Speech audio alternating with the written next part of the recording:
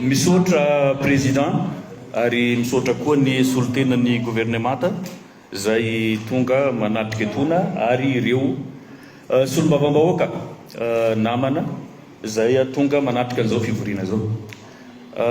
Maro ny remarque zany amin'ity fidirana amin'ny zilekafy ity. Betsaka no nilaza ihany koa fa tombotsoa ho antsika ny fidirana ao anatin'izany zilekafy izany.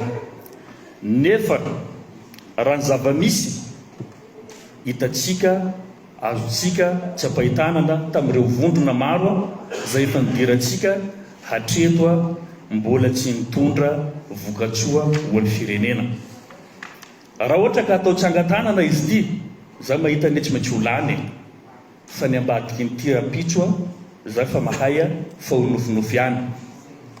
Manamarina an'izany teny izany mbako manana tenin'ny honorable Sofia Ratsiraky teo hoe tokony petraka mazava tsara ny balizy amin'ity zavatra ity.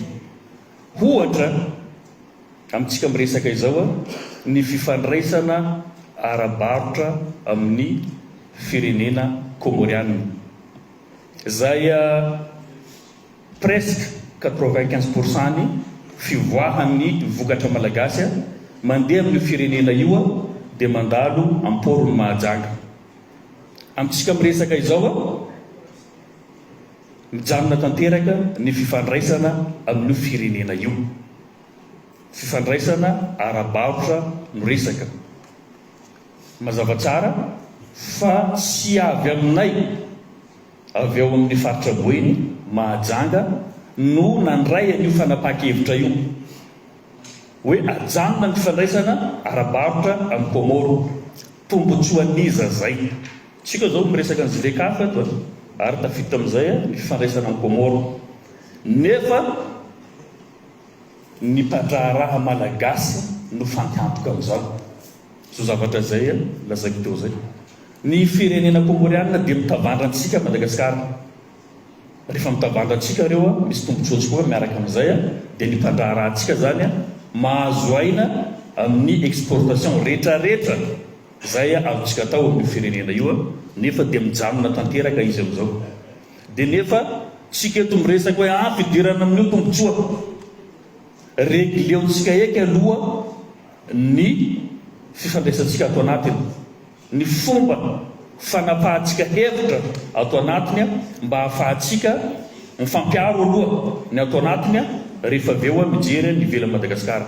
Ka eto zao manararaotra amin'ny mahasolombavamboaka ny Mahajanga azavaonareo aminay ny antony tsy mampandeha ny fifandraisana amin'ny fanjakana komoriana ary tombotsoaniza no mahatonga anio mijanona tanteraka amin'izao fotoana izao.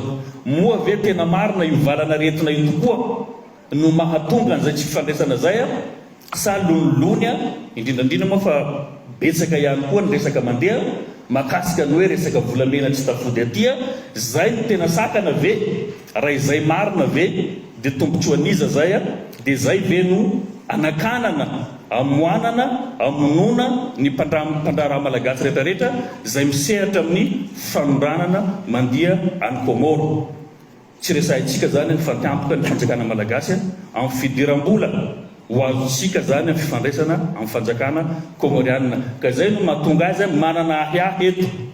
Betsaka ny ohatra zay nolazay ny namana teo aloha zany hoe tsika samytsika ihany no mifamono alohany amonoany firenena hafantsika, indrindrandrindra amin'izay resaka fifandraisana ara-barotra izay. Tsy maintsy misy fiankinana be zay zavatra izay. Be dia be ny ohatra zay nytenen'ny namana teo hoe misy ny sakana ato anatiny dia ny fanapahan-kevitra zany tsy mipetraka amin'ny tokony ho izy dia izay anisany miteraka fantampoka lehibe zany amin'ity firenena mamitsika ity.